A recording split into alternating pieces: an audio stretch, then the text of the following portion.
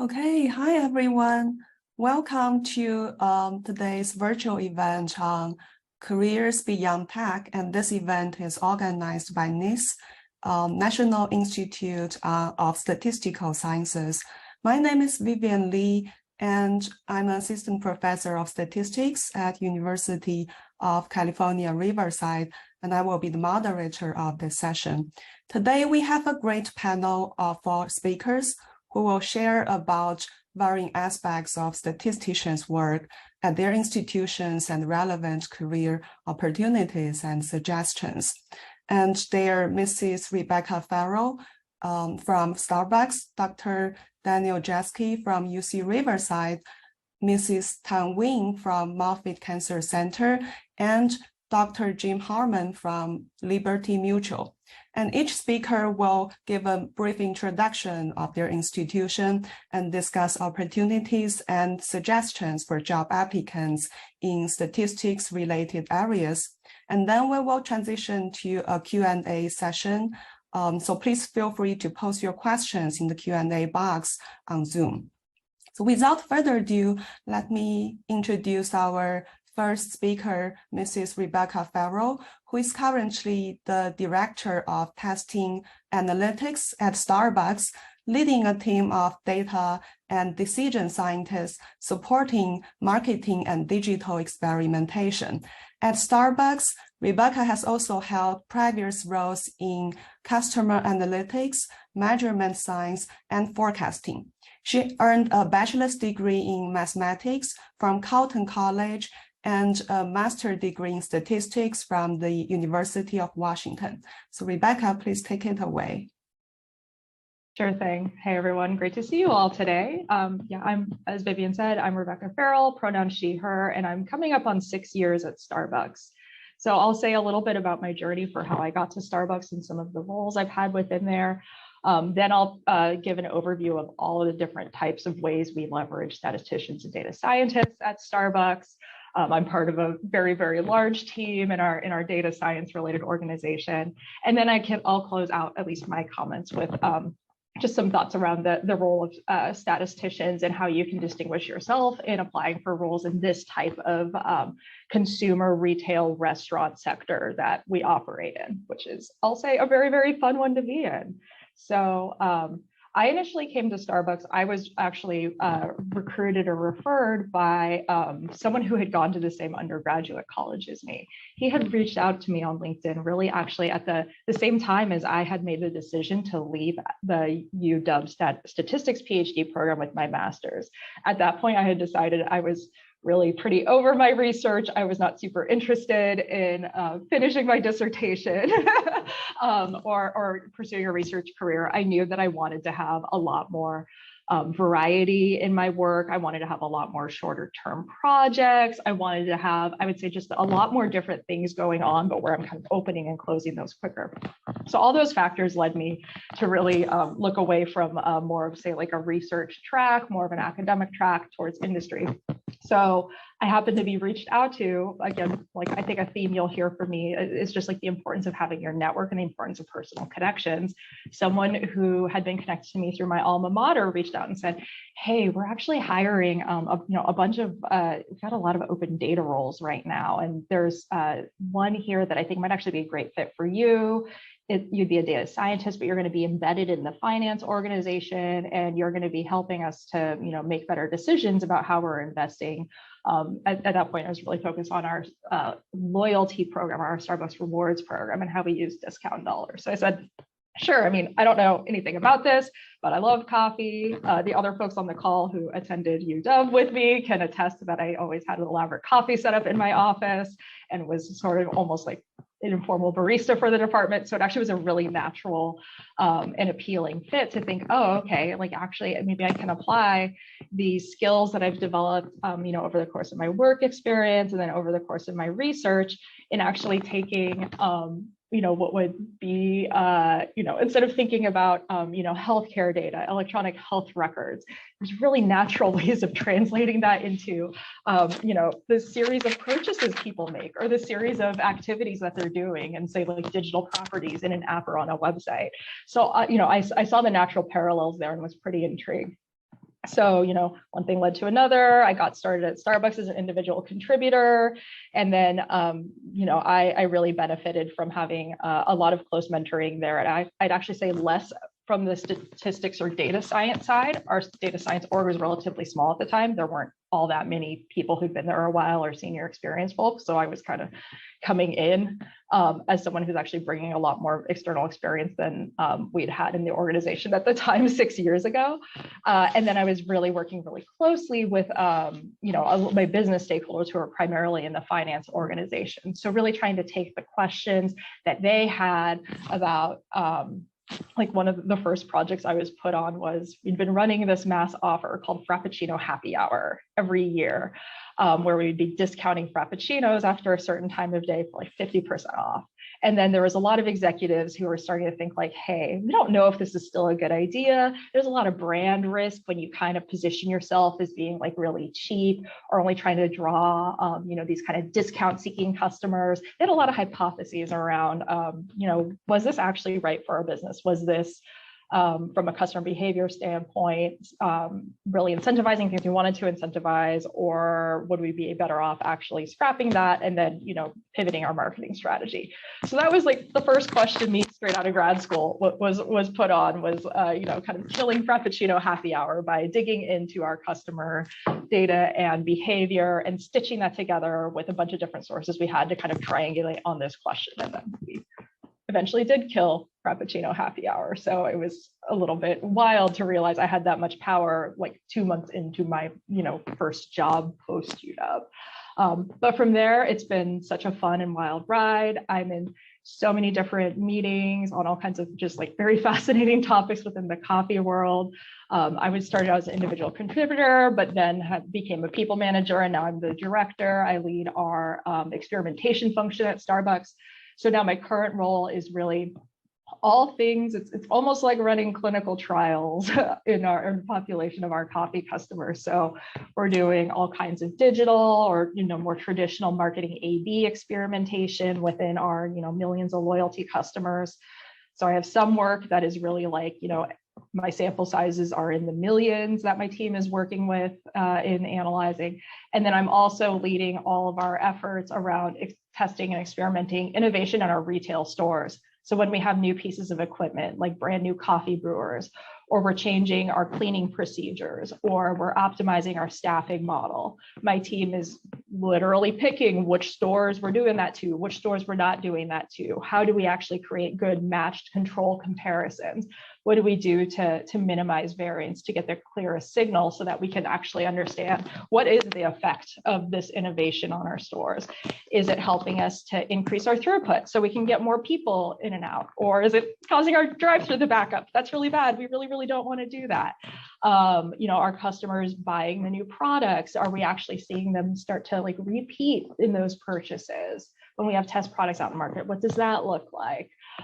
So, that's sort of where I've ended up now. And like I said, it's just really fun to be able to apply statistics, apply my background that I had and translate it to these just like very, very fun business context problems. So I'll give a little plug for some of the other ways we're using statistics and data science. My team is maybe the most heavy within Starbucks on the statistician side. Most people, not everyone, but most people on my team have a master's or PhD in something statistics related, but that's not actually a hard requirement. But they do all tend to be pretty fluent in the language of like, okay, how do we think of uncertainty? How do we think about confidence intervals? How do we communicate this to people who don't understand what those are and honestly could not care less about the precise like frequentist definition if we were to like write that down for them, right? So there's a lot of communication and distillation that comes in the role of being really rigorous behind the scenes, but coming across as very clear and direct in our communications that are facing our business stakeholders. But like I said, we have, now at this point, over 100 data and decision scientists at Starbucks, pretty large organization. So in addition to my experimentation function, we also have, teams that are working on an area we call partner data science. I think everywhere else would call this people data science or HR, but we call our employees partners. Starbucks thing, you'll hear me say that. So they're doing work like, for instance, trying to figure out how do we optimize having the right number of hours allocated to each store to support the expected demand, right? We don't want to overstaff our stores. We don't want to understaff our stores. How do we get that right? So there's teams working on doing those kind of models. There's teams that are doing things like segmenting our base of employees to try to understand, hey, what are their different need states? Why are they here? What kind of different hour profiles are they looking for? What benefits resonate the most with them and are most important with them? How do we make sure that we're providing those benefits in order to really try to just like reduce turnover and be able to retain people as long as we can? They're also working on questions like, what is that cost of turnover? How much does it cost us to be able to, have to re-recruit and retrain people? What are the impacts to productivity of other people in the stores when you got a bunch of new people running around who don't know what they're doing and are, also need a little bit of extra help?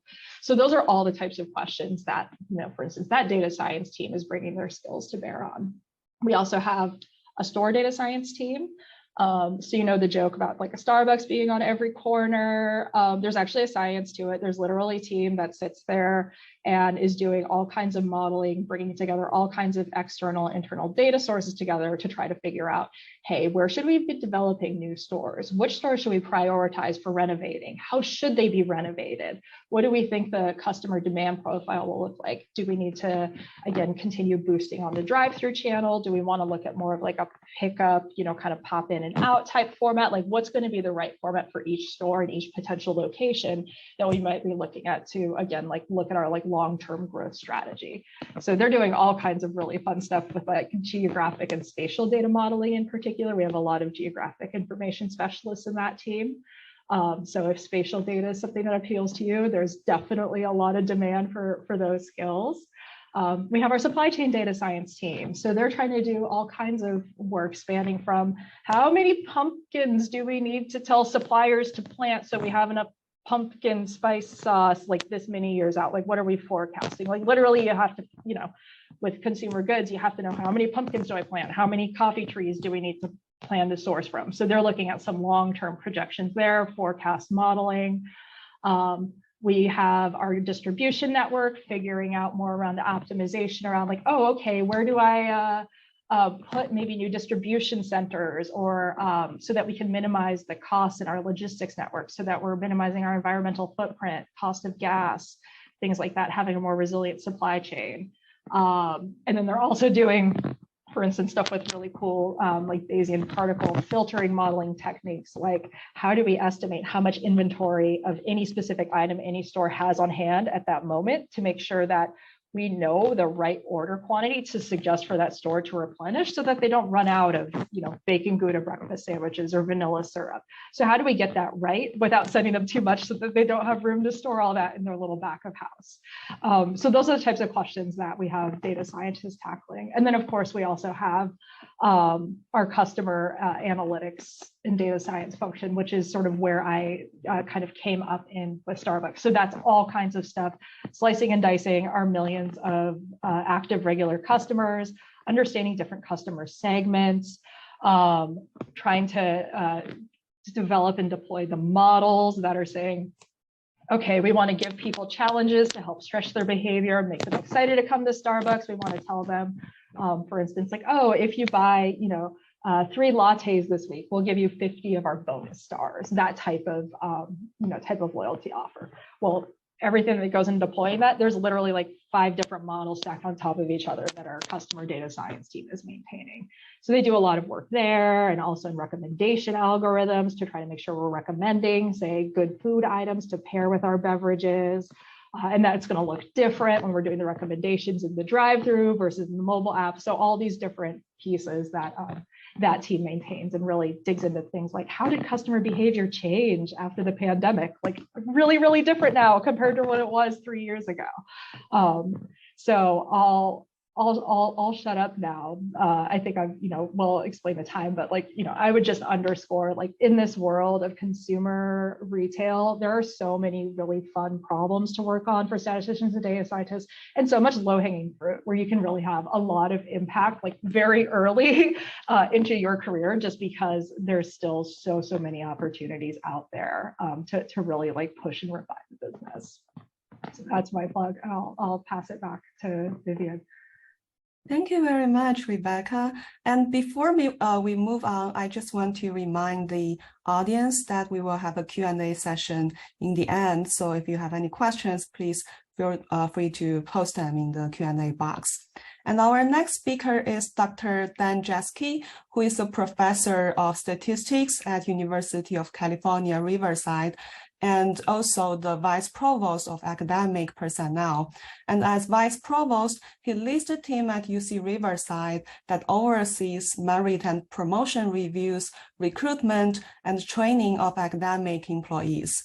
Then is also an elected fellow of the American Statistical Association and also the current president of the International Society of Business and Industrial Statistics. So Dan, the floor is all yours. Thank you, Vivian, and thanks to NISS for organizing this event and the invitation to join my esteemed colleagues here on this panel. Very briefly, yeah, I am in Riverside, California. That's about an hour east of Los Angeles. It's about an hour or so north of San Diego. It's a beautiful spot that gets a lot of sunshine, and I came here in 2003 from the East Coast, where I also enjoyed the initial part of my career at AT&T Bell Laboratories in New Jersey. New Jersey is a very fine state too, and the East Coast has things to offer, but I do like the sunshine, and I'll come back to that general theme in some of my remarks. But Riverside, UC Riverside, University of California Riverside, is one of 10 campuses in the University of California system. We have a medical school, a business school, an engineering school. One of our strongest academic areas is entomology, where there's a lot of research on insects and how they affect citrus and other types of agriculture. California is one of the breadbaskets of the United States, maybe the world. Lots of fruits and vegetables and nuts come from California, and the statistics department at Riverside was formed in 1972, so it's one of the older ones in the country. Okay, so that's a little bit about my background and my journey to UC Riverside, and I wanted to represent sort of like what the lay of the land looks like for people may be interested in academic jobs. I have a few slides, so I'll share my screen and move to those. Okay.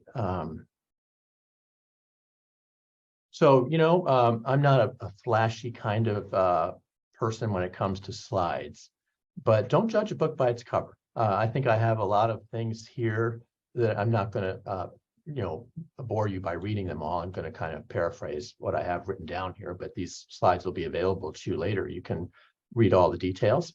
So I'm kind of a Spartan type.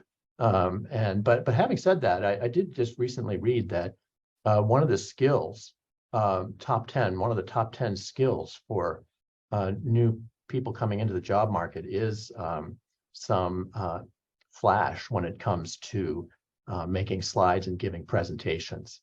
So don't necessarily follow the way I do it here, although I will also say that sometimes I dress up my slides a little bit more than this. If ever I was going to be invited to give a TED Talk, and that hasn't happened yet, I'm still waiting for that to happen, I would certainly make an effort to be a little bit more engaging.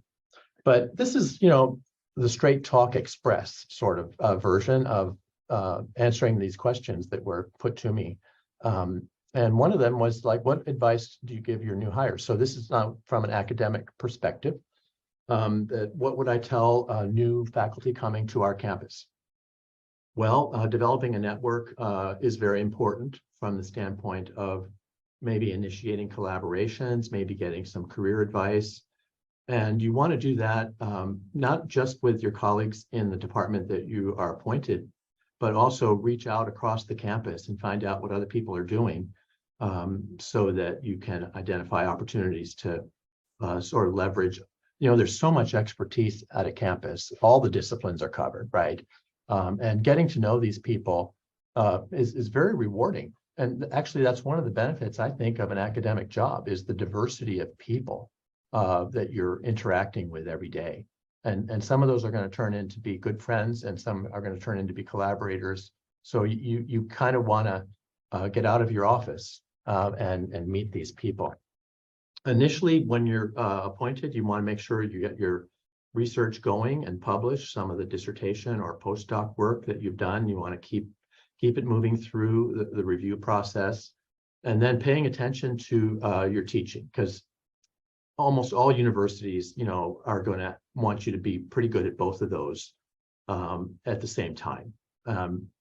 Students pay a lot to get a college education these days, and we have to be responsive to the feedback we get about our teaching. And that gets to number 3, we're understanding our students. A lot of times I see some struggles with new appointees because they have standards that they met and crossed the bar with. But, professors can be kind of self-selected group, right? We want to be careful that we don't think our students are going to love the subject as much as we did, as much as we do, right? And we have to find ways to try to reach different types of students in our classrooms. So that's very important to adjust as you go. Yeah.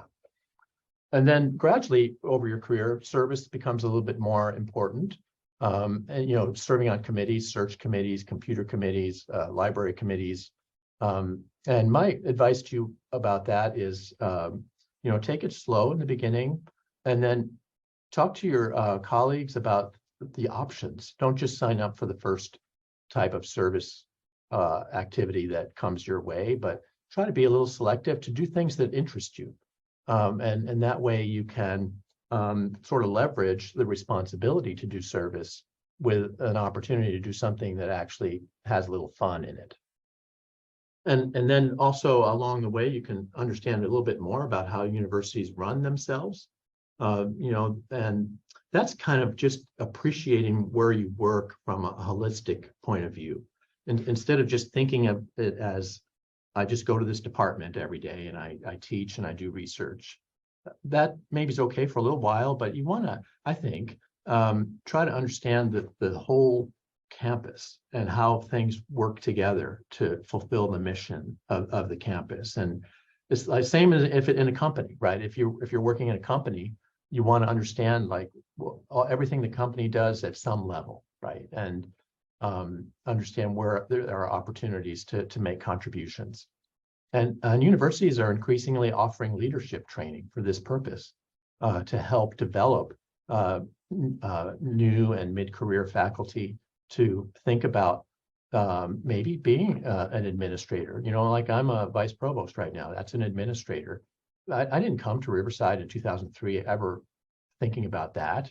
But I kept my eyes open as I went through my career at Riverside, and I do have that inclination to try to understand the big picture, including where I work and how I might make an impact in different ways. You can certainly make impact teaching.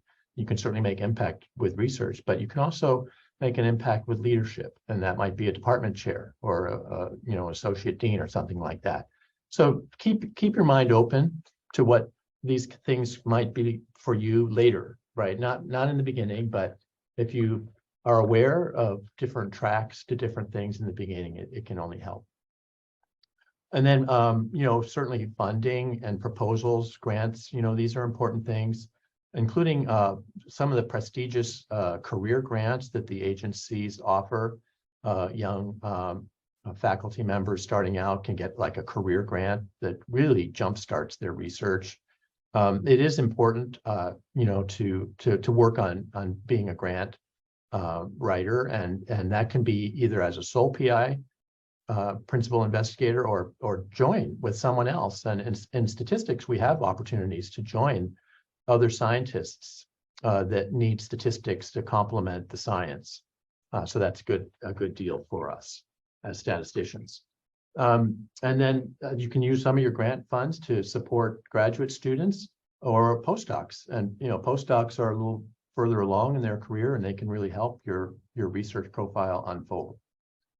And then, you might eventually think about new courses that interest you and could provide some breadth and depth for the department, maybe in your area that could hasn't been offered before to our students, or wherever you are, your students. You can work on that, and pay some attention to undergraduate students. Undergraduate research is more and more important, and there is recognition for how you can mentor undergraduate students and explain to them kind of what research looks like.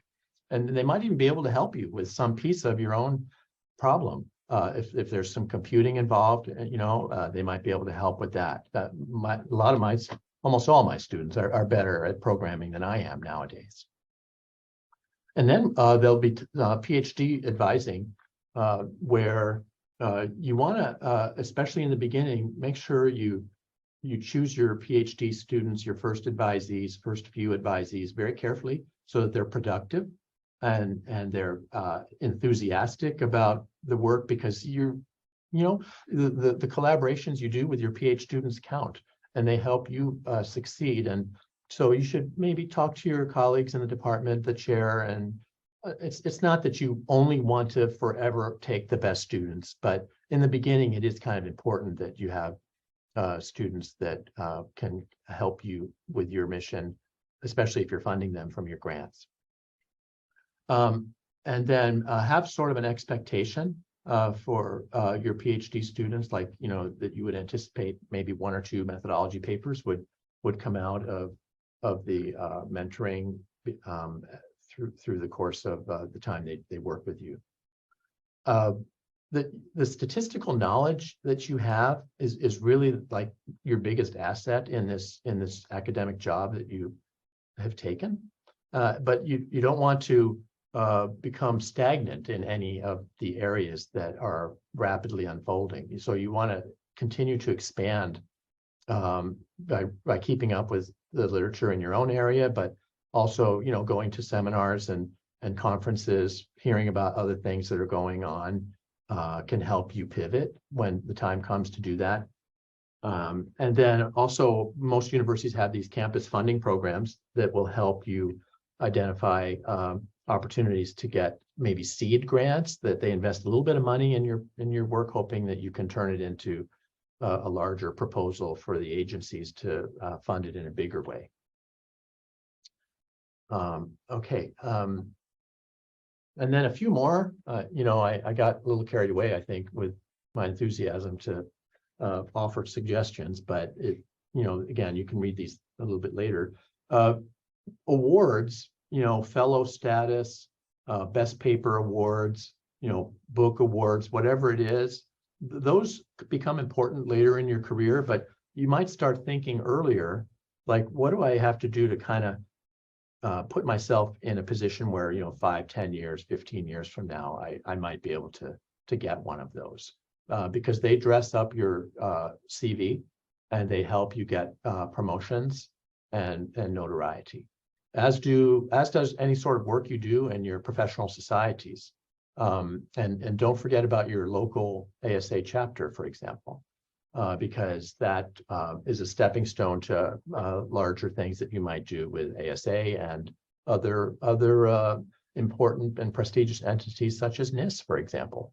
You might be on a panel someday for NISS, or you might be a panel moderator as your career grows and you get involved with these kinds of things. And I don't think it's a good idea to turn down invited talks, going even to local colleges in your community to give a talk on your research, certainly conferences, international or national, regional. You really do want to be getting people to hear about your research and taking advantage of those opportunities. And they count as like, professional presentations. There's a lot of temptation these days to work remotely, and there's capabilities to do it as well. But I would encourage you to try to actually have a significant presence on the campus so that you can be around the students that are walking through the halls or across the campus and maybe have questions about where's this building, or, can you help me? I'm trying to find those interactions, they're silly little trivial things, but it's part of being a professor. It's part of having a campus to work on, and you're going to see your colleagues, in the break room, or and when you're in a seminar, it's just sitting next to them and shaking hands with the speaker. It's just all real, and that's how it was before the pandemic, and it worked great in terms of building community, and I think that this is how it should be. It's okay once in a while, I think, to remote into certain things, but I'm just encouraging you not to maybe make it a habit of like 4 days a week remote or something like that. I've already talked about collaborators being important. Within statistics, collaborative publications are certainly accepted, but one caution is don't only collaborate with senior academics, because then there are some people who will maybe perhaps misjudge and think that the senior people are the ones that like carried the ball. And so you want to have a nice mix where you have some all junior teams as well, because that'll help you demonstrate your own independent research program, which is very important when you're moving towards tenure. The universities want to see that you're in charge and leading and the innovation and the creativity, that you're not just kind of helping somebody else, right? But you can help other people, that's fine, but you also want to make sure that there's something in your file that shows that that you planned and designed and had this vision for something that came to fruition. Finally, on this question, conflict with people is inevitable. Hopefully it'll be a long time before you have that in your new job, but it is good to understand the resources that are available on a campus to help you navigate those tricky situations with conflict. So just kind of absorb what the paths are. And this is going back to understanding your campus in a holistic way. What are the paths to dealing with problems, so that you don't kind of just suppress them all the time and think that there's no way to get out of a situation that's making you feel a little uncomfortable or unhappy. So your department chair or mentor can help you with that. Okay, the second question is, how can a new hire seek out a colleague who can provide good advice? Well, I think that networking is one way to do that, but as you're doing that, you can think about senior colleagues or retired colleagues. Finding the right mentor is important, because if you're assigned a mentor who not really into it, it's not going to help, right? Or if you try to get advice from somebody who has different opinion than most, then that could be misleading, right? So finding the right mentor is what's key. And then there's some insurance against finding the wrong mentor by accident. If you have multiple mentors, maybe somebody inside the department, maybe somebody outside the department could be good.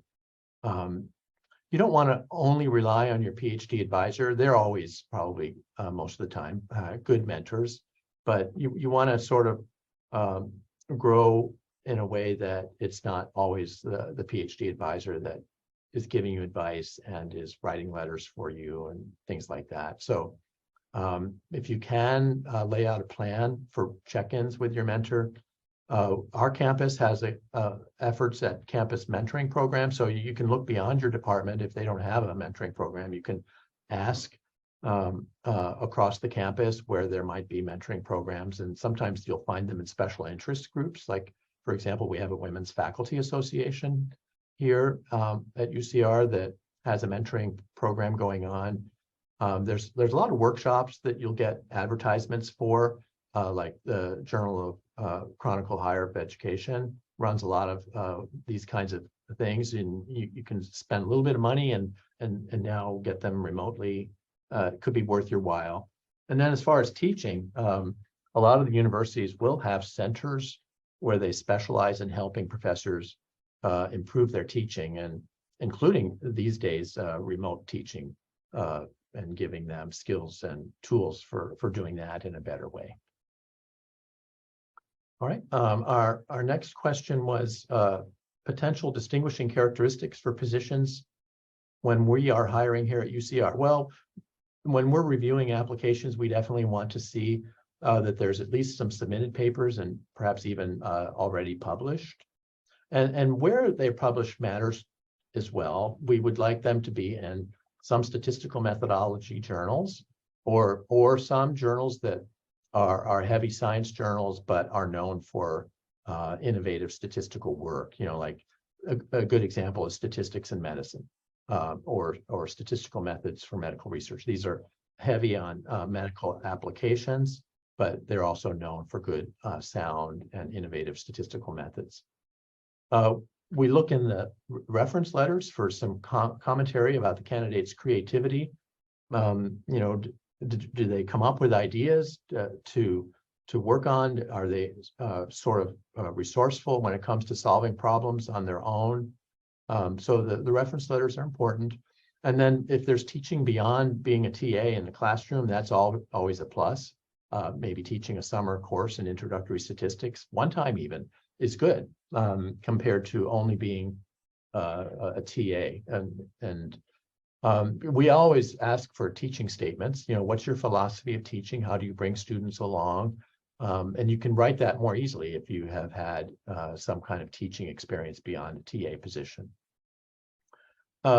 In an academic job, there's a trajectory that's sometimes looked for in the dissertation research. Is this a topic where we think the candidate's going to continue to be able to write papers for a few years at least and get more out of their dissertation? Or are they going to have to maybe like start on something brand new, which can take some time to get into a new area? Compared to like when I went to AT&T Bell Labs, that was my first job out of school. They weren't as interested in this particular thing, life beyond a dissertation, right? Because I was going to go to work for Bell Labs and I was going to work on reliability, which wasn't my dissertation at all. But they wanted to see that I had something creative in my dissertation research.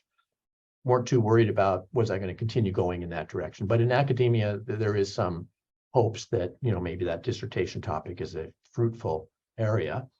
And then that's kind of related to an engaging job talk. If it generates a lot of questions and possibilities from the audience, that's a plus. And then, as with any job, whether it's industry or academia, when you interview, you should probably do your homework and understand where you're going and who the people are and what the objectives of the department and mission of the campus is. That will be very impressive if you talk knowledgeably about where you are.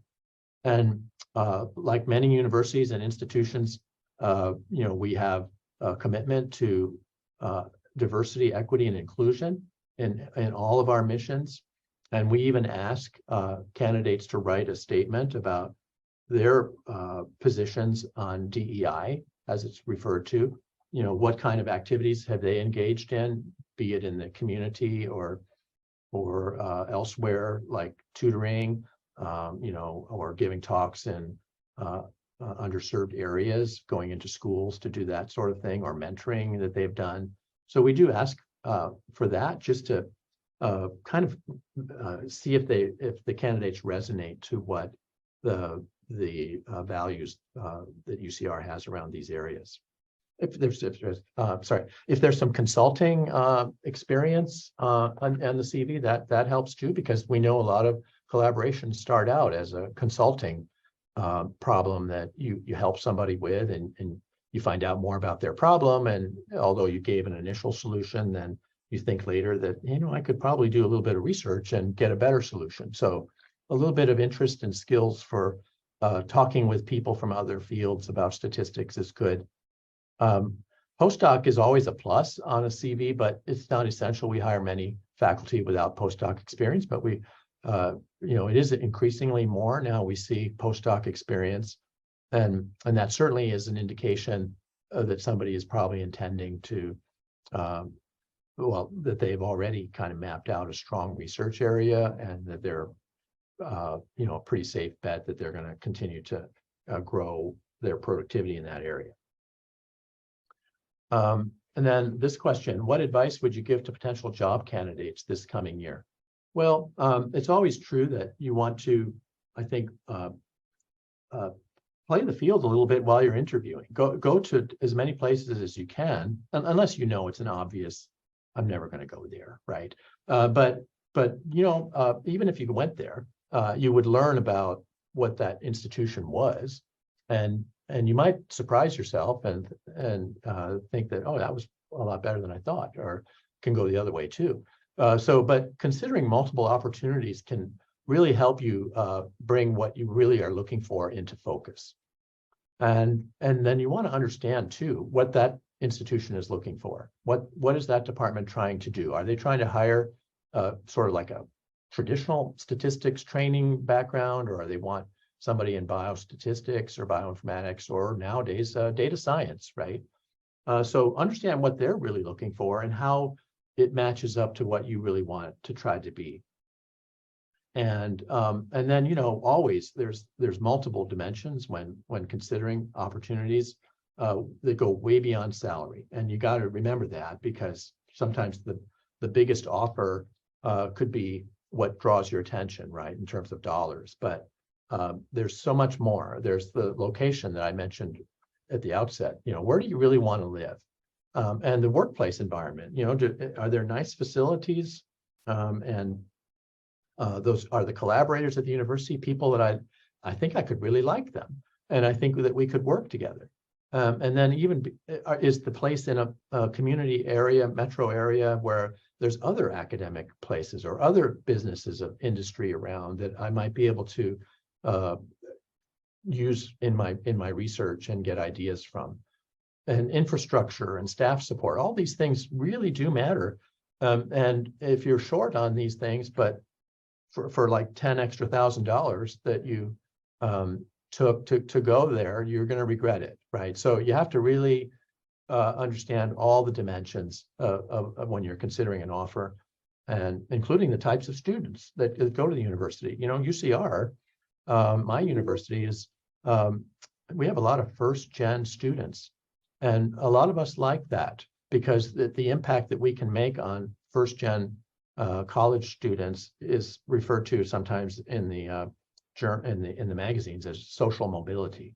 Can you help move someone from where their family has been with respect to socioeconomic factors? Can you move them up? That's referred to as social mobility, and that applies to first generation students. And UCR has a reputation that we like for being #1 in that area. And then even when you do get down to thinking about salary, don't forget to factor in the benefits and including retirement plans that you might not be thinking about for 30, 40 years, but they do play a role in the overall what's going to happen during my career. Yeah. So anyway, that's about multiple dimensions. And finally, what advice would you give to PhD students and postdocs preparing for the future? Well, you have to really understand your preference for industry or academia, and your interviews are going to help you figure that out if you're still kind of on the fence. I was on the fence. When I first left college, I interviewed both industry and academia to try to figure it out. And I went to Bell Labs because I felt like, yeah, that's actually a place that's kind of in between, and I'll mention that later. And then if you are interested in universities, you have to know that the expectations to achieve tenure vary significantly depending on the type of university it is. And I'm not even referring necessarily to community colleges, but you can throw them in there too. But even four-year colleges, sometimes some place more emphasis on teaching than others, and then there's even positions within universities that place more emphasis on teaching. So you need to understand what is the expectation for each place that you visit, and some of them will say that we expect papers in the annals of statistics, right? And many won't say that, but you want to know if that's what they expect, right? That's a lofty goal to get papers in the annals of statistics. And is that like good if I do, or is that like bad if I don't, right? That's the kind of distinction I'm getting at here. And as you move into the workplace, I think you want to be careful that you're not bouncing around from too many different universities as a visitor. Flowers bloom when they're planted, right? If you keep uprooting them and moving them to different gardens, they they have to respond to the shock of all of that. So yeah, I think you're better off if you can find a place and just kind of get some good work done there and not be moving around too much. And Sorry, then, excuse me, Dan. I don't mean to cut you short, but if you can wrap up in 2 minutes, and maybe we can revisit some uncovered points if we have additional time in Q&A. Okay, sure. 2 minutes will be fine. Yeah. And then I wanted to talk a little bit about the trade-offs between industry and academia. You know, yeah, for the most part, industry has higher compensation and a structured work schedule. And there's a lot of places within a large company to move. But on the other hand, academia has the creativity and the freedom to do the kind of work that you want. And I think more diverse work activities, as I mentioned earlier, with teaching, research, and service. But you do have to honestly ask yourself, you know, do I really like doing research, and do I really like trying to publish it? Because it is sometimes frustrating, but it is kind of a must, not even kind of, it's a must for academia. You have to do it. And you have to honestly answer your question, is that really how you want to spend your time? And I mentioned that there can be places in between companies where research is a plus, but not expected, and academia where research is expected. These kinds of national labs that I've listed here, or large research-oriented companies, can be something in between to consider. But mostly, you should think about the kind of data you want to work with, whether it's everyday kinds of analyses or your examples for the papers that you might want to write. What kind of data you want to work with? And actually, Rebecca mentioned it, you know, she always liked coffee and she's winding up working at Starbucks. That's good, right? Because if you like health care data, then you can work at a hospital. And we'll probably hear about that from the next speaker. So think about what kind of data you want to actually work with. And then, you know, data science is a really hot topic right now, but is it really something you want to do? Make sure that you choose a work that will not seem like work, right? And you can investigate options for remote work if that's important to you. And very importantly, avoid long commutes to work, because if you're going to have this significant presence, you don't want to be spending an hour getting to the office every day. So that's it for me. Good luck to you. And I think we'll have some time later on for some questions and answers. So back to you, Vivian. Thank you very much, Dan, for the list of suggestions and insights. And we'll move on to our next speaker, Mrs. Thanh Nguyen, who is currently a bioinformatics data analyst at the Moffit Cancer Center, where she analyzes multi-omics data. Thanh earned a bachelor's degree in marketing and statistics at Truman State University and a master's degree in operations research from Illinois Institute of Technology. Thanh, we look forward to hearing about your experience and suggestions. Hi, everyone. Thank you for attending today.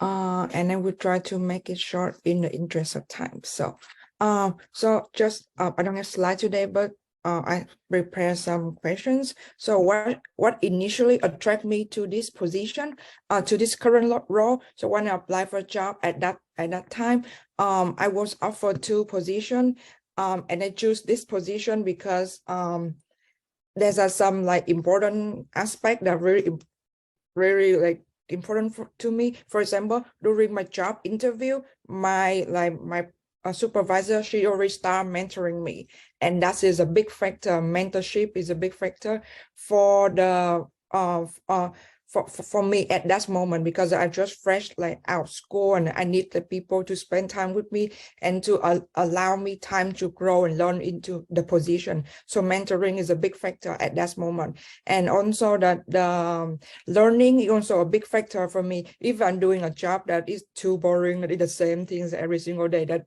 I cannot do it. So learning and mentoring as a key big factor for me at that moment. So I considered that over the other offer, even though they offer more money than than my current role here. But until now, after 2 years into this position, I have no regret to turn down the big money and working for my company. So that's the first questions. And the second question is, what is the typical days in the job look like? So at Moffit, we are a cancer center. So we're kind of in between academic and industry. So in academic, you purely do research. In Moffit, we also do research, but the pay is a little bit lower than the industry. But however, we focus a lot on the translational science, meaning that we have hospitals. So at Moffit, we have a cancer center, but we also have like two big hospitals, and then all the data and all the patient, not all of them, but majority of them came from the hospital. So we have like an in-house data science team. So at Moffit, we have like three big branch of data science. So biostatistics, bioinformatics, and machine learning. And our department is like is around like 50 or 60 people. It's really, really strong in science and doing research.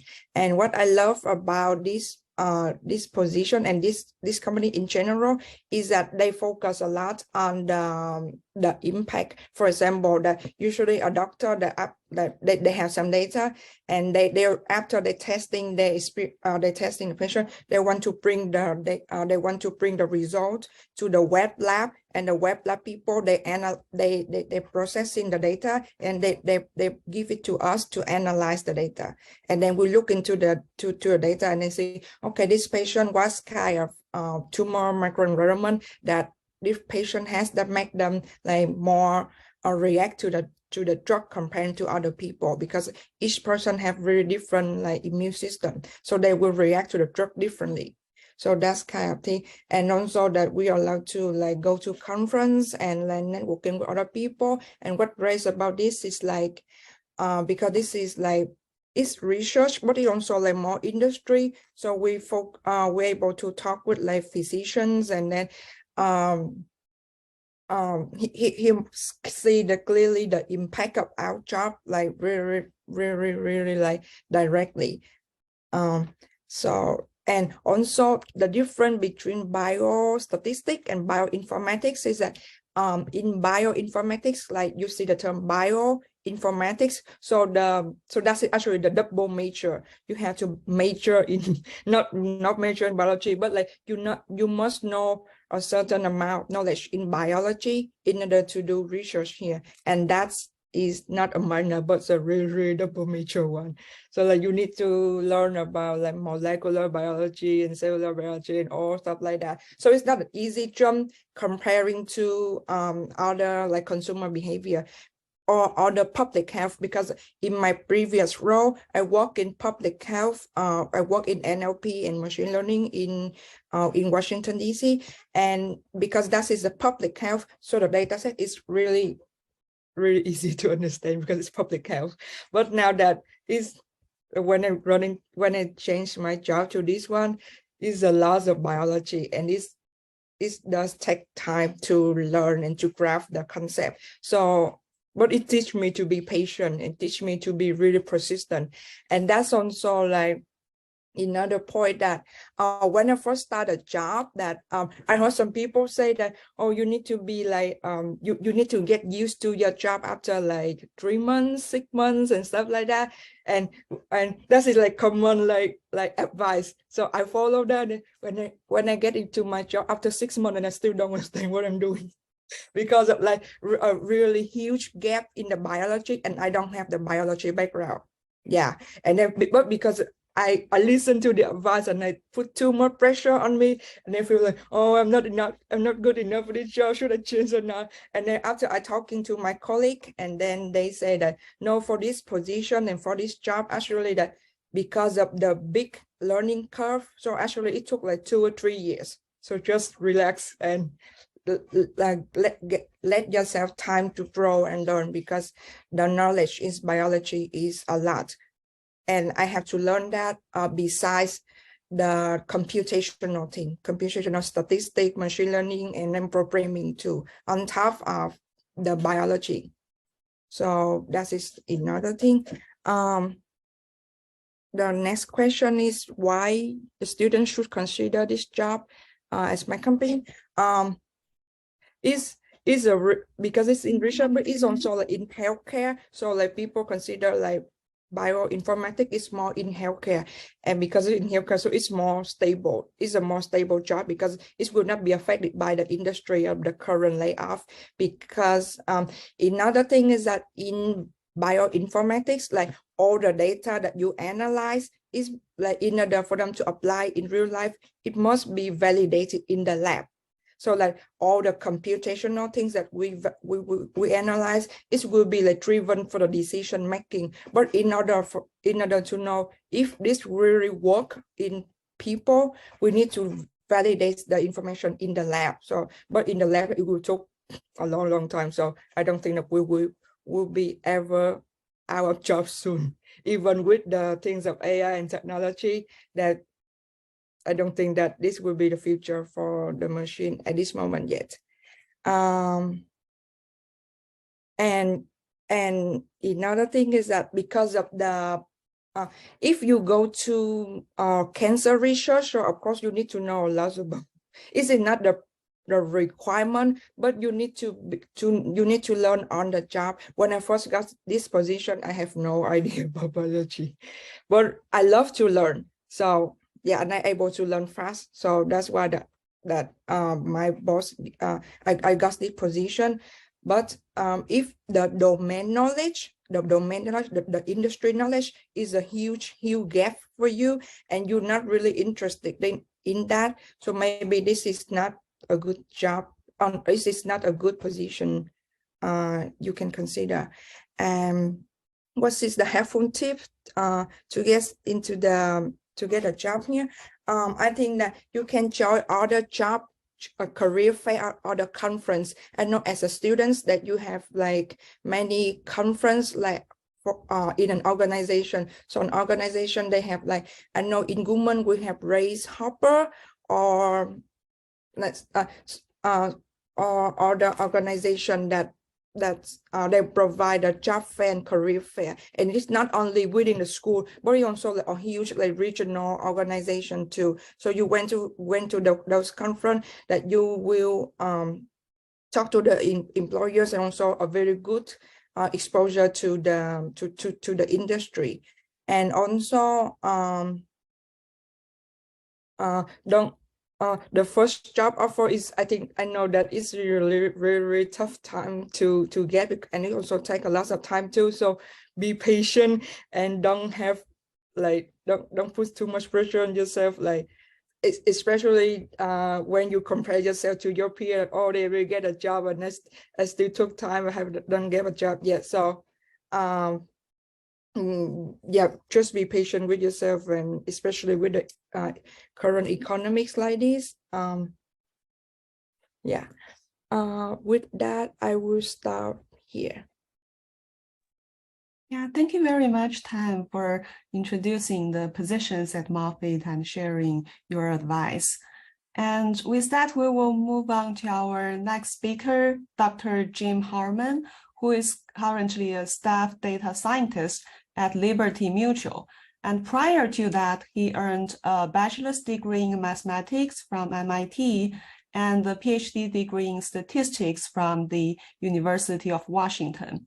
And Jim has worked as an actuary and has also worked in a number of teaching roles, both in and outside of university contexts. His expertise is in solving complex quantitative problems and helping people understand the solutions to those problems. Jim, please take it away. Thank you, Vivian. Also, thank you everyone for joining in on this call. I hope you're learning a lot today, and I hope to help you learn a little bit more in the next 10 or 15 minutes. I have my prepared remarks. I'm going to try to get through them as efficiently as possible because we want to get to some of those questions. So I'm going to be talking about three big things today. I want to talk about what my role is and what a kind of a typical day looks like for me working at an insurance company. I want to talk about why I would pick Liberty Mutual, or why I might pick the insurance industry in general. And then 3, I'm going to talk about tips for getting a job, particularly at Liberty Mutual if you're looking for a job there, but some of those things can be abstracted as well to other industries and other companies and things. So first of all, I usually advertise myself as a staff data scientist because that translates well across industries and people have a good sense of what that is. My actual title is Director 2 Data Science Senior Technical Professional, which means I'm a director level, but I don't actually manage people, which is exactly how I want it to be.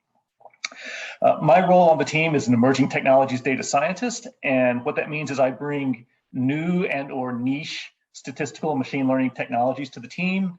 I bring machine learning ops to the team for automation and making things more efficient, and I also bring new data sources to the team. So this is slightly different from what most data scientists do with the company. Most data scientists are what you would think of as a statistical modeler, right? They get a business problem from some colleagues at the company, they get the data around that problem, and then they build a statistical or machine learning model to help solve that problem, right? And so my role is actually not focusing on those singular projects. My role is actually focusing on making all of the projects on our team, on the team that I'm on, more efficient, or making them easier to do, or making the data scientists work faster so that we can actually get to more problems, build more models, and help bring more value to the company. So what does a typical day for me look like? There's actually a lot of variety, and that's also exactly how I want it. I can spend some time doing some administrative work. Maybe I'll be attending some meetings or working on a presentation, or maybe organizing a monthly meeting for my boss's boss, or perhaps mentoring junior data scientists either within the team or around the company as well. I also spend a lot of time doing tech, and that usually means coding. So as I mentioned, I don't actually do as much statistical modeling anymore, but I do a lot of work trying to make those processes more efficient. So like connecting 2 processes at the company in a programmatic matter so that our data scientists can do their work faster and more efficiently. The other thing I spend a lot of time doing as the emerging tech data scientist is I spend a lot of time learning. So I'll be learning about different statistical and machine learning techniques. Maybe I'll go off and learn about not a new subfield, but a different subfield like extreme value theory that might have applications in insurance and reserving. Or maybe I'll go spend an afternoon and figure out how to write shell scripts better so that we can automate some more processes. Or, maybe I'll figure out how to connect 2 systems that we have at work, like connecting AWS to Power BI, which is not as easy as it sounds. So I have a lot of freedom to do that as well. My boss, she trusts me to do this because she also knows that I'm going to keep an eye on how can I bring this back to the team and how can I make the team better and more efficient. Like I'm always keeping that in mind as I'm going off and finding things that look interesting to me. So why would I pick Liberty Mutual or insurance as a place to work? Well, the first reason is I can describe it to you in 1 word, but well, actually it's 3 words, but 2 of them are hyphenated. So maybe it's actually 2 words. I don't know. That's why I work with numbers all day. But the main reason I work there is work-life balance. I have, in the 5.5 years I've worked at Liberty Mutual, I've never worked more than a 45-hour work week, even when I was a manager. And that includes getting raises, promotions, awards, been recognized for my work there. The amount of hours you spend working is not the primary criteria, which is what I really appreciate.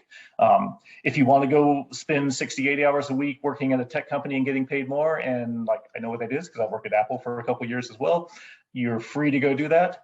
But when you're tired of that, you might want to look at something like Liberty Mutual Insurance. Let's see. I'm also working remotely. This is not actually my house. This is my sister's house. I'm house sitting for the week, but I work remotely full time. My boss works remotely. I know other people that go into the office 5 days a week.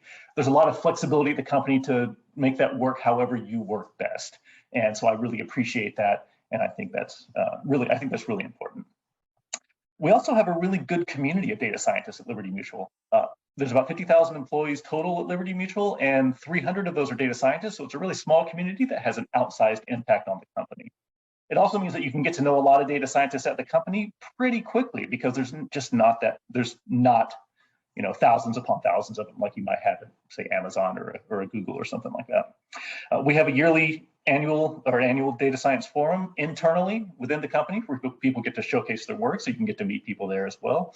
We also have more frequent and less formal events like lunch and learns and seminars where people can talk about ChatGPT, maybe a recent research paper that came out, or some sort of new tool or technology that's everybody's buzzing about as well.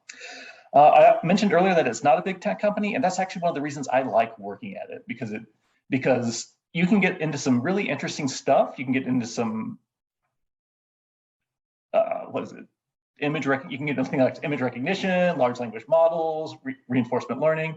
So it's really nice that there are opportunities there for people who, you know, even if you're not the big name in your field, you can still get in and do some really interesting and really cool work at Liberty.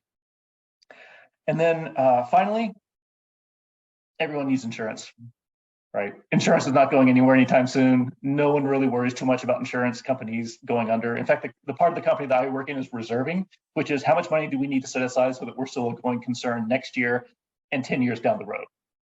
So like insurance companies are set up to be in business for a long period of time. Like I don't worry about my company going under.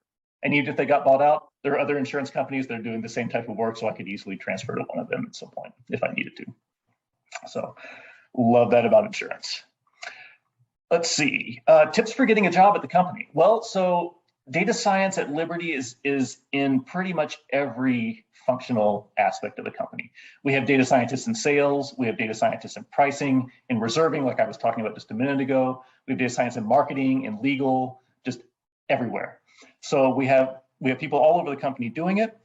So if you have a particular interest in doing a particular kind of data science and or statistical work, like you can probably find something that matches up fairly well with what you might be interested in. Now, with Liberty in particular, there's two basic ways you can come into the company. One is you can find like a job on the website and apply for it.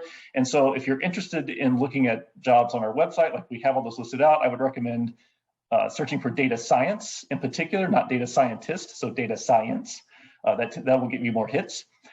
So again, knowing what the company or trying a couple of different keywords out at the company or in the industry that you're looking for can really help out, really make a difference there. So look for a data science role at Liberty. We will have the job descriptions. We'll also have salary ranges. We have the level of the job, and that's going to be a key one there is matching what your background and education and experience is to the level of the job that's being offered. That can be a difficult thing to do. So if you know somebody at the company, you can get in touch with them and ask them to help you out there. And so for people on the call, I'm also making myself available for that sort of thing. If you want an informational interview about it, if you want to ask me, like, does my background match up with this role here, I can let you know if that looks like it'd be a good fit or not. Now, if you're in a position where you can have some time, like say you're a second, third year PhD student, or maybe your first year in your master's degree or something like that, you might also consider doing an internship. Internships are basically an extended job application or extended job interview. And so we typically look for interns, we match that up with the academic cycle. And so we look for interns to come in the summer and work on a project during that time period. Now, for that summer, we start in the fall term beforehand, getting applications, doing the interviews, trying to figure out what that cohort is going to look like. And so for this coming summer, like we've already pretty much figured out who we're going to give our internships to. But for the next summer, right? So next summer, if you end up at if you're a third or fourth year student at that point, if you're finishing up your master's degree around that point, that would be the internship that you would want to be looking for. And so you would want to look and try and get an internship then. If the internship works out, if we like you and you like us, then that is typically when we would make a full-time offer of employment at the end of the internship. So it's a really good way to showcase what you can do, get paid for it. Liberty does paid internships. We do not do unpaid internships. So you will get paid for your work. But we do paid internships, and you can get paid for it, get some experience, try and figure out if the company is right for you as well, because it's not just us determining whether we like you, you also have to figure out whether you like us, right? So spend that time doing that, spend that time trying to figure out if this seems like it'd be a good fit for you as well. And that's pretty much all I have in terms of prepared remarks. And so I think I'll pass it back over to Vivian and see where we're at now. Yeah, thank you, Jim, for sharing the insights on working at Liberty Mutual. And I see that we've already got some questions, and thank you to the speakers and organizers who have already answered some of them. And we have this question asking, besides networking, do you have any other recommendations for other avenues students can use to find job opportunities?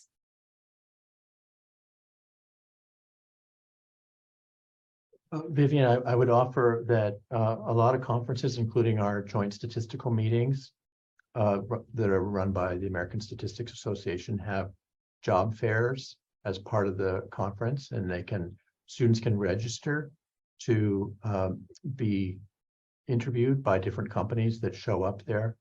There's a lot of companies that go there.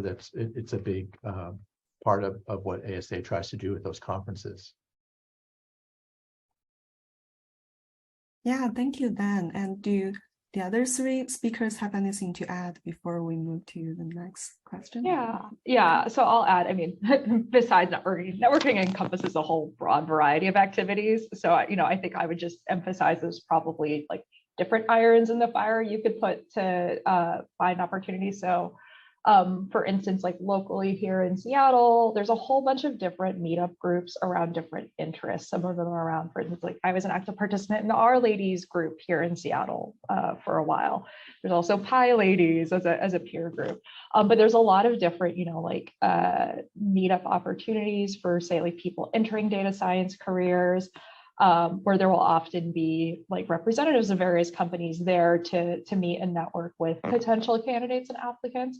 So, that's not, besides networking, that's a form of networking, but I think that is one that is actually pretty effective because you do get to cut through the noise, put a face to your presence pretty quick. You're able to also just kind of showcase a little bit more of like your kind of communication style, how you ask questions. Like it's a really, I think, like effective way to make a good first impression on a potential employer before you've even, like thrown your name into the pool. So I just suggest, kind of a mix of those sort of like larger scale networking opportunities that are a little bit, part of some like local interest group communities, as well as, taking advantage of your own personal network, friends of friends. I'll often get people who are, let's say, like referred to me like, oh, there's this person who I used to work with who is interested in, potentially careers at Starbucks or making this kind of transition. Will you talk to them? And, I'm often very, very happy to do that. So I'd say it's, that mix of some of the individual outreach as well as, just showing up to a lot of local events is, I'd say like a very effective strategy as you're getting, closer to, actually starting to apply for a lot of jobs. Yeah, thank you, Rebecca. And next we have a few questions for Dan from Lauren. So the first question is, there are many roles that you've mentioned, such as being good teacher or researcher and being involved in service beyond research. And how do you recommend balancing these different roles and expectations and prioritizing them, especially changing throughout one's career? And the second question is, what are some journals you'd recommend reading for PhD students to be more familiar with both research areas and writing styles? So regarding balancing at the outset, I think you've got to divide almost all of your time between your research pipeline and getting started with your teaching equally. And the service commitments, most departments are going to protect you by not asking too much with respect to that type of service. But you don't want to spend like 90% of your time on research and 10% on teaching, because that won't, unless you're just naturally gifted as a teacher, okay, then maybe you can do it. But I think most new faculty find getting going with teaching, understanding students that they're teaching, getting familiar with the textbook, and it can take some time to have the confidence to go into a classroom, especially if there's 150 students, right? So I think that balance has to be divided, and then as you go into years after, things might start to tilt a little bit more towards research, right? In years 2, 3, 4, because now you're probably going to teach the same courses again in year 2 that you taught in the first year, or at least most of them will be the same. So it'll be easier, and you can start to make sure that maybe start working on grants, and maybe there's going to be revisions needed for papers you submitted. So it might switch to maybe 70-30 or something like that, and still you'll be protected from service. But then as you get closer to tenure, like years 4, 5, 6, maybe, you want to be getting involved with service because it has to be in the file. And you can talk to your chair about what are the opportunities to maybe become involved in a search committee, maybe to lead a colloquium seminar series, maybe to work on the department's 5-year plan in some way or another, right? Department kind of level service. And then as you move into middle rank, associate professor, you start doing things at the campus level. And all the while, you're cultivating these outside activities with your societies, to maybe get involved in your local chapter of the ASA, maybe do something specifically for conference organizing. That's a good way to leverage research and professional service. Help organize a conference or a session in one of them. And then to your second question, so, the American Statistician is a wonderful journal that has readable papers that span the spectrum, including a data science column, a general section, a computing section. It's an excellent journal to be reading on a regular basis. Then there's the more subject-oriented journals, like, I mentioned Statistics in Medicine. Statistical Methods for Medical Research are good journals to read. Lots of papers in those journals.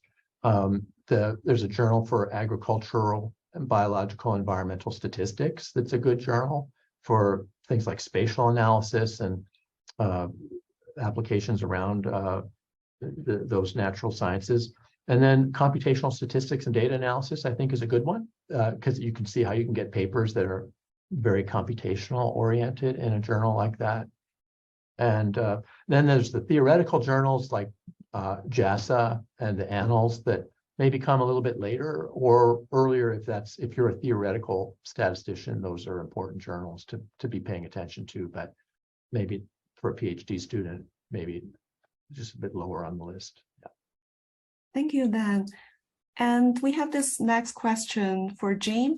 Does Liberty Mutual offer remote positions for new graduates? From what I have seen, most companies want new graduate students to start in person for a couple of years, then switch to remote if possible. Yeah, good question. I believe they do.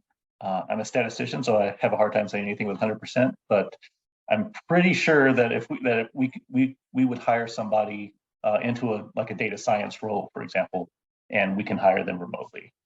If you're going to come in and do an internship, now those are typically going to be in like either Boston or Seattle, because that's where primary offices are. We have a third big office in Plano, but we also have minor offices scattered throughout the country. So I believe they do, but with the internships, those are probably going to be in an office, or at least in an office primarily. Thank you, Jean. And this next question is also for Dan, but perhaps other speakers can also comment on this. Can you briefly share possible career trajectory for a staff biostatistician at a university job who has a master's degree? Yeah, so we do have other titles at UCR that are not like the professor title or our professor of teaching title. These are like tenure track positions where there's that balance between research, teaching, and service that I've talked about, and there's a PhD expectation. But we have other titles like professional researcher or a project scientist or specialist series that are not tenure track positions, and they might be positions where you could work in a research lab and be part of research projects, as maybe a contributor on a grant. Some of those positions might be paid off of grants, the so-called soft money positions, where the principal investigator, which might be a professor, has to accumulate grants. But some of those areas are very productive at doing that, right? The scientists on our campus are extraordinarily successful at attracting grant money because they have to run a lab. It's not like the university pays for the lab, right? They help you get it going, but then these faculty have to continue to get money to pay for it and run it. And they would use some of that money to hire perhaps those titles that I mentioned. Thank you, Dan. And Thanh, since you mentioned that at the cancer center, you have teams for both bioinformatics and biostatistics. Can you also briefly talk about like what are the typical career paths for people with master or PhD degree in statistics or biostatistics?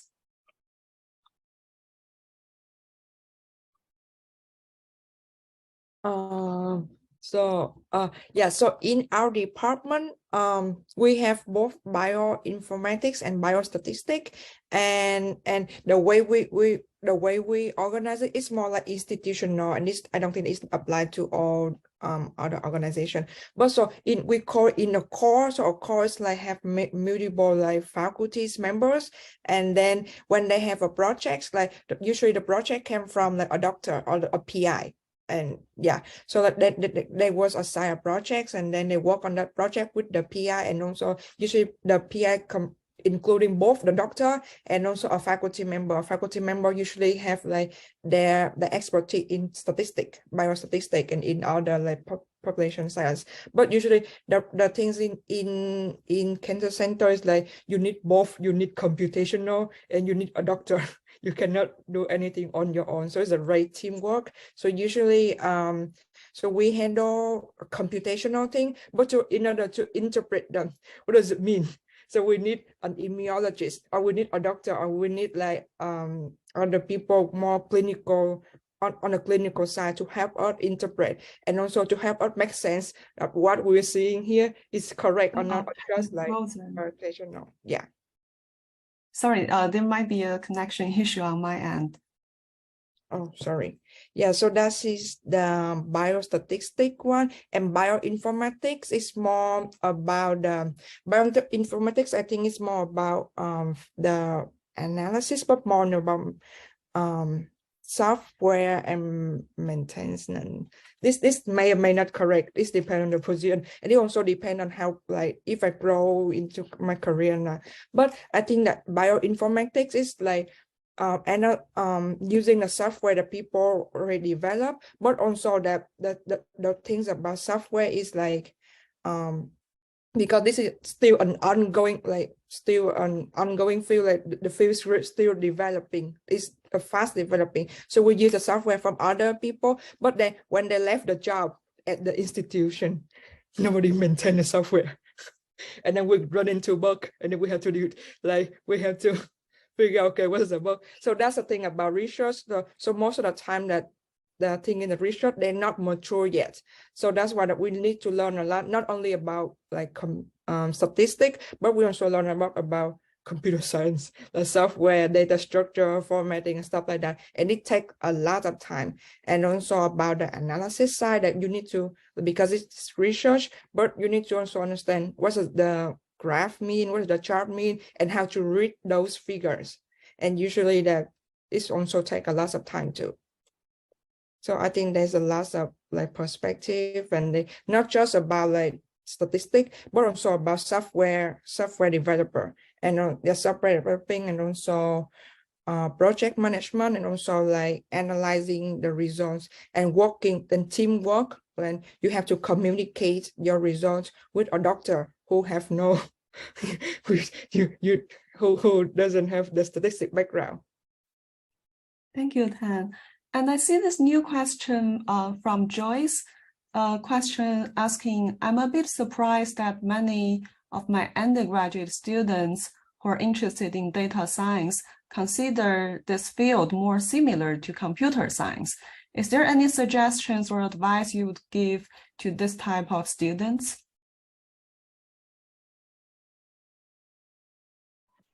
I can start us off on this one. I mean, I would say, first of all, I don't know that that's a totally incorrect perception. I mean, in terms of like what is needed in practice, there's a whole spectrum of data science roles, right? Like I'm actually on what we might call more of like the analyst end, where most of my work is more inferential, it's a little more offline. I'm not like building and deploying models into production. But for my data science colleagues who are doing those things, there's a lot of, really like engineering, software engineering skill sets that you're not necessarily going to acquire from maybe more of an academic statistics perspective. Whether you actually get that from an academic computer science perspective is maybe a different story, but I think students will tend to have a little bit more exposure to things like version control, right? Like GitHub, you got to know how to work within that kind of like collaborative version control environment. Difference between like test versus production environments, dealing with like containerization. Like there's a lot of these things that are like you may or may not encounter in academic statistics work so far. It's all stuff you can learn, but I do think that those are places where statisticians may be starting a little bit further back for certain types of data science roles. And the other place that I would emphasize too, and again, whether you actually get experience doing this or not is, I think, very, very, very individual and like educational path dependent. But you're often dealing with situations where you're dealing with a lot of very, very messy data needing to vet out the foundations of the data, understanding how it was collected, understanding gaps, and where maybe your sensors, your technology went down and you're no longer able to capture those things. Systematic issues with that. And so those are things that I think statisticians are really well equipped to talk about the impacts of, but they may or may not have the hands-on experience actually solving those problems live and working on their own research questions, especially if you may be, say, working with domain area collaborators who are actually maybe doing a little more of that work on their side, or they have their research assistants doing that part, and you as a consulting statistician friend are maybe getting something that's actually a bit cleaner.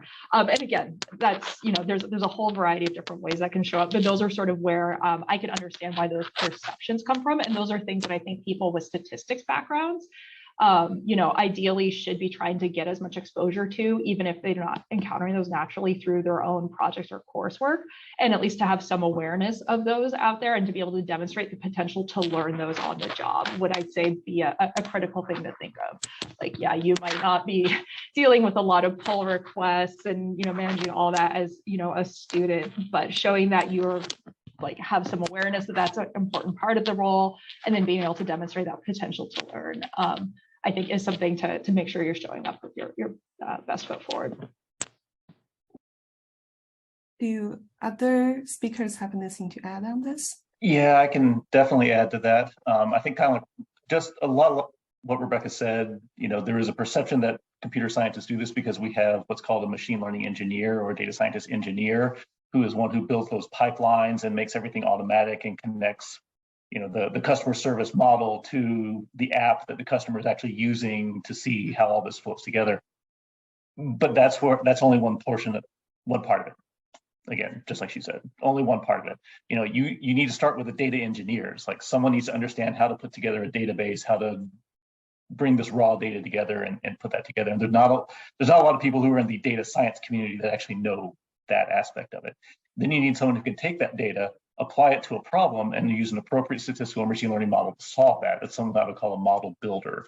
And that's what I think statistical training gives you a great advantage for. Like, that's where you can actually bring what you know to your role.